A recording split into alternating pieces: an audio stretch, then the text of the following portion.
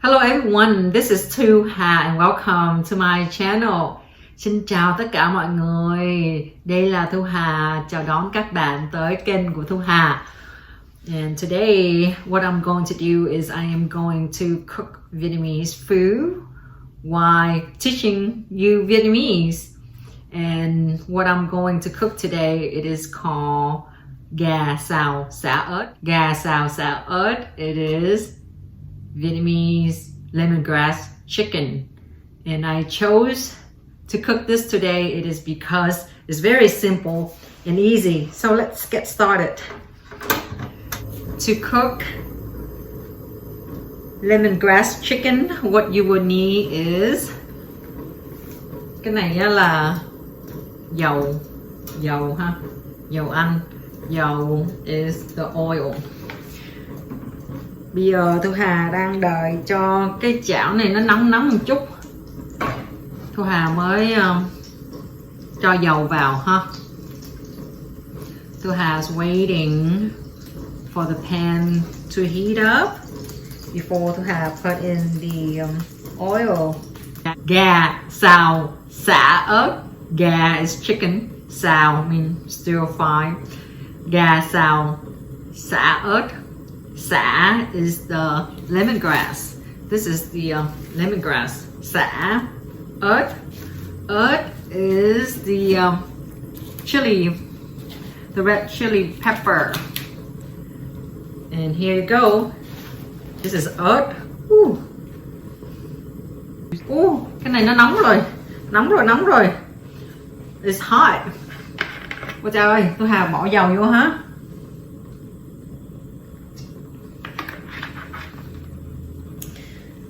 Thu Hà is adding in some oil.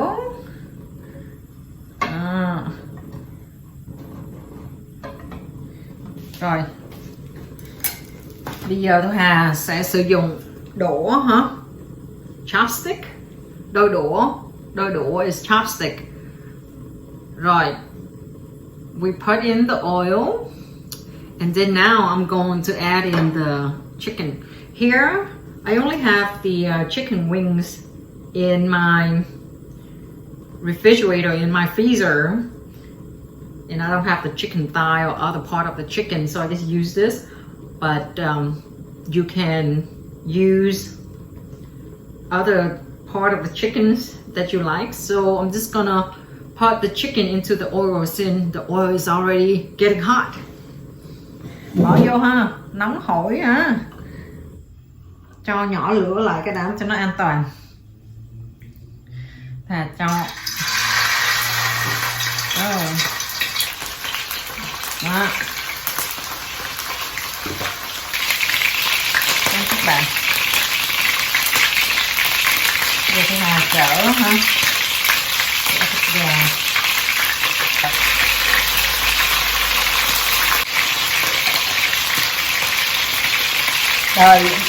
So when the chicken is cooked, I'm going to add in the lemongrass, the red chili pepper, shallots, and onions here.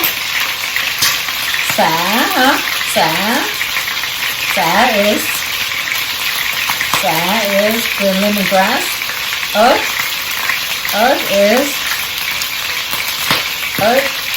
is the chili. Cái này là hành nè các bạn. Hành is the shallot. Còn tỏi là garlic, okay?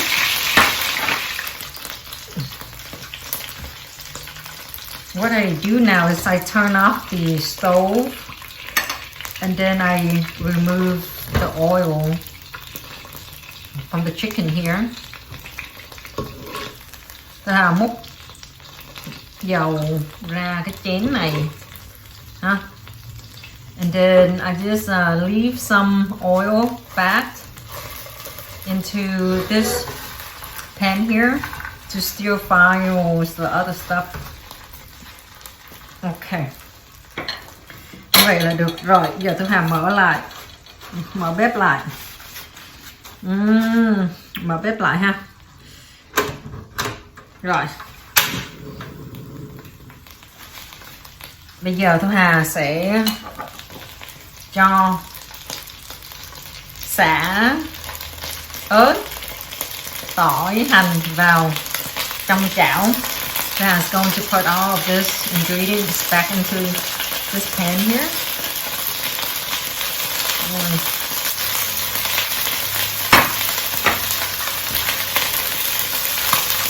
Thơm, smell good, thơm ha. Thơm, smell good. Thơm quá các bạn ơi.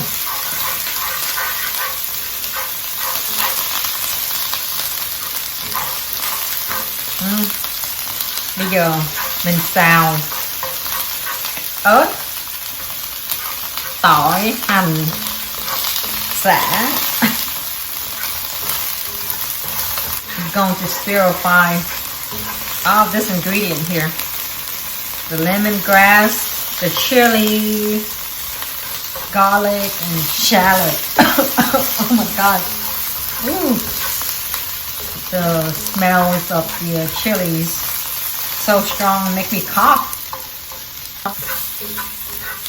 Just a little bit more, and then I'm going to add in the sauce here.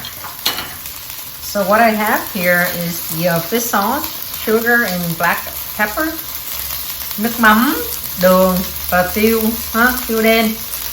Nước mắm is fish sauce, đường is sugar, tiêu đen or tiêu is the black pepper.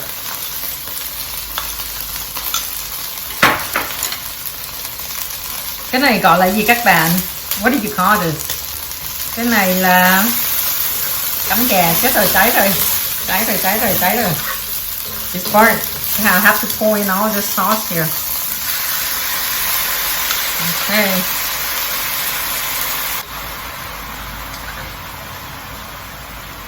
Đó. Hấp dẫn.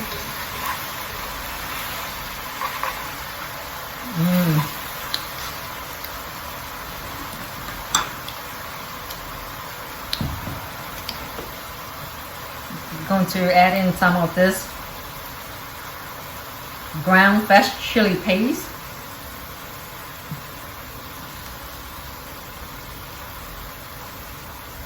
About a tablespoon. And then I'm gonna lower my stove down so it won't burn.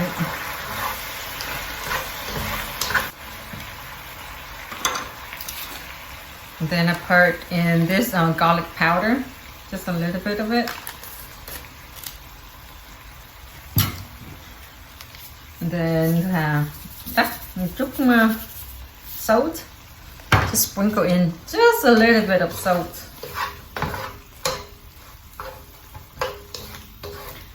And there you have it. Và bây giờ tôi Hà sẽ gắp thịt.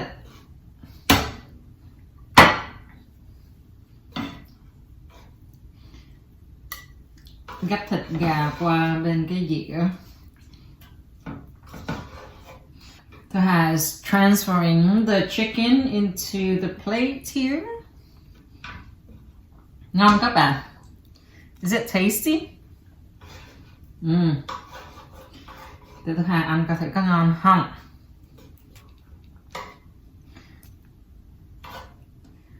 Đó.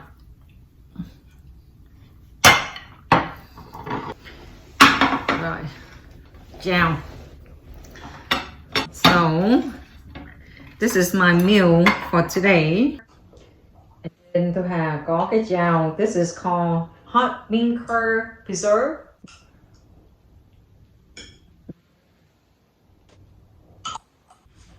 Chào, tôi Hà ăn cơm với chào. Tôi Hà is eating rice with this bean curd here. This is very salty, so make sure you don't eat a whole lot of this. Bây giờ tôi Hà ăn thử có ngon không. Nấu cực khổ quá rồi. Bây giờ ăn thôi ha.